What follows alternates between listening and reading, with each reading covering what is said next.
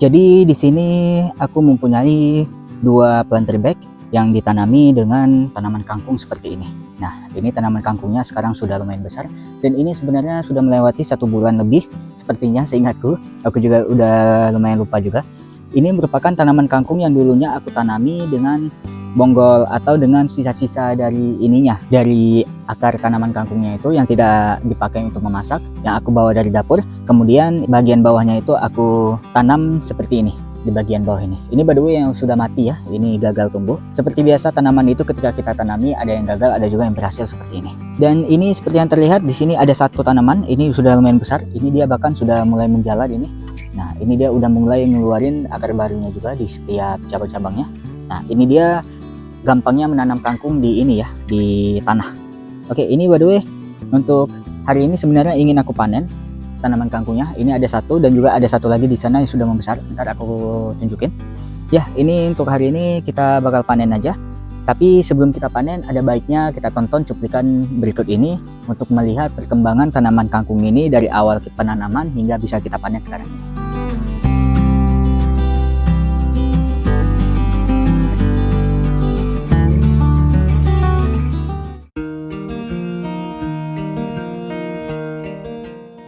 Jadi hari ini aku baru saja mendaur ulang media tanam yang dulunya sempat dihinggapi oleh uret.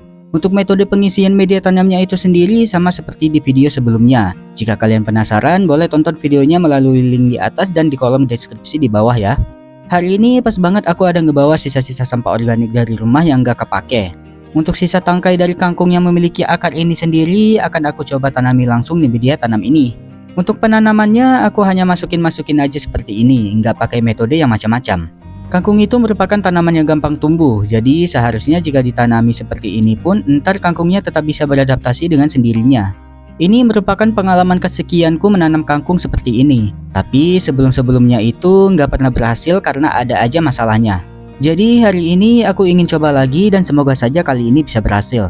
Soalnya aku masih penasaran, orang lain bisa, kenapa aku enggak? Beginilah hasil akhirnya. Di sini aku tanami langsung di dua media planter bag 100 liter ini karena mumpung ada satu yang kosong. Akan tetapi aku ingin mencoba apa jadinya jika salah satunya diberikan pelindung berupa insect net, sedangkan yang satunya lagi tidak. Ntar kita bandingkan hasilnya. 1 minggu kemudian kangkungnya sudah mulai menumbuhkan daun-daunnya. Untuk tanaman kangkung yang tidak ditutupi dengan insect net sejauh ini masih bisa tumbuh dengan baik dan aman dari terjangan belalang. Sedangkan untuk yang dilindungi menggunakan insect net, di sini tertangkap basah belalang yang nangkring di insect netnya. Untuk perkembangan kangkung yang ada di dalam insect net, hasilnya tidak jauh berbeda, hanya saja ternyata banyak juga kangkung yang gagal mengeluarkan daun dan mengering seperti ini. Tapi untuk sisanya masih bisa tumbuh dengan baik. Selain daunnya yang lumayan besar, ternyata cabangnya juga lumayan banyak. Jadi semoga saja bisa menutupi tanaman yang gagal tumbuh seperti yang tadi.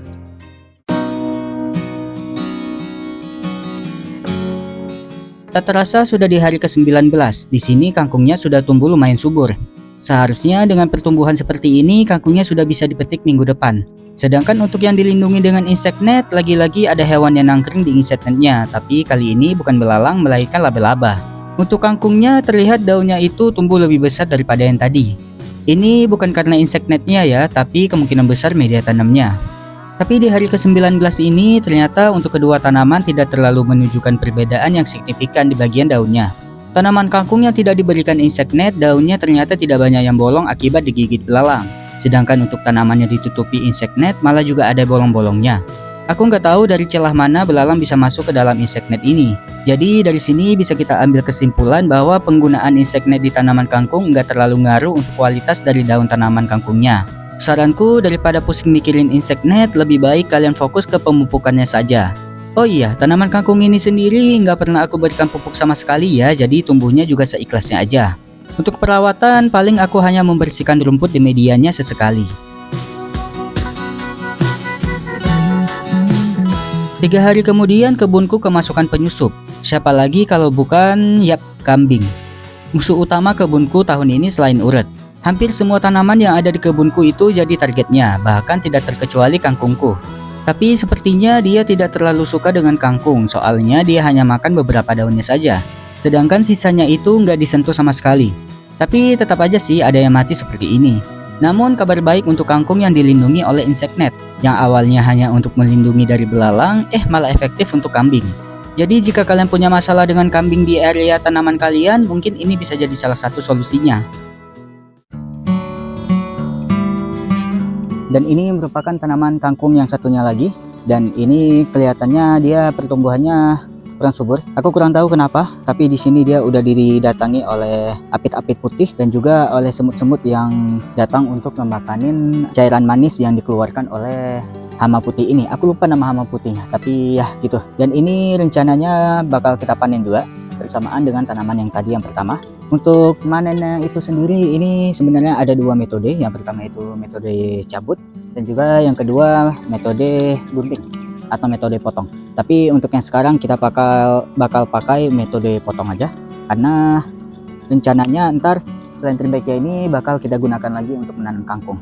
Sebenarnya sih aku inginnya nanam tomat untuk planter bag, tapi selagi kita menyiapkan bibit untuk tomat, ntar daripada planter bagnya ini nganggur, itu jadinya kita manfaatin untuk nanam kangkung terlebih dahulu sampai ntar tomatnya bisa berbuah dan bisa tumbuh, maksudnya baru ntar bakal kita gunakan untuk menanam tomat.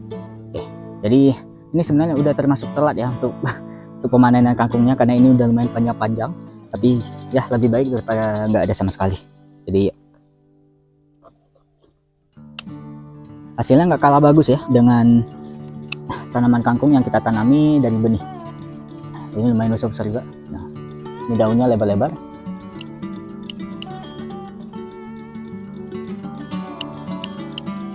Ternyata banyak juga tanaman yang dimakanin oleh belalang. Jadi yang seperti ini sepertinya bakal kita gunting-gunting aja untuk kita masukkan kembali ke dalam planter bagnya, agar ntar ya bisa menjadi makanan untuk tanaman kangkung ini di fase selanjutnya ya. Walaupun begitu banyak juga yang pertumbuhannya bagus seperti ini. Sekarang kita lanjut panen untuk tanaman di planter bag yang keduanya. Ini untuk tanaman yang udah panjang seperti ini nggak bakal aku panen. Ini ntar bakal kita tancapin aja di tanah agar ntar ya bisa memperbanyak dirinya lagi, dan ntar bisa kita panen di fase selanjutnya aja. Tapi untuk teman-temannya yang lain bakal kita panen semua.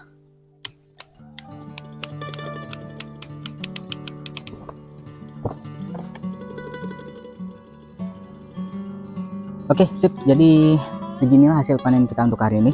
Sebenarnya ini kurang lebih 1 genggam doang, karena ini memang dulunya tanaman kangkung ini sempat menderita di awal-awal penanaman karena sempat dimakan oleh kambing dan juga oleh serangga-serangga lain yang menghabisi daun-daun mereka ini, seperti belalang dan juga hama-hama lainnya.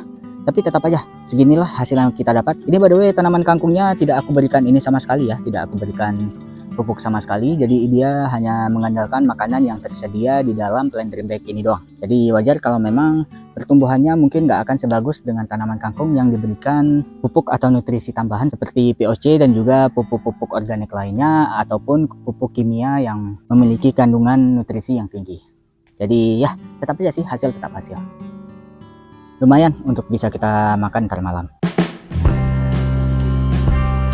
By the way, makasih karena sudah menonton video ini. Komen di bawah hal apa lagi yang bisa kita lakukan di kebunku untuk bisa kita update di setiap bulannya. Video khusus di setiap bulannya ya. Berikan aku ide-ide lainnya, dan ya sampai jumpa di video selanjutnya.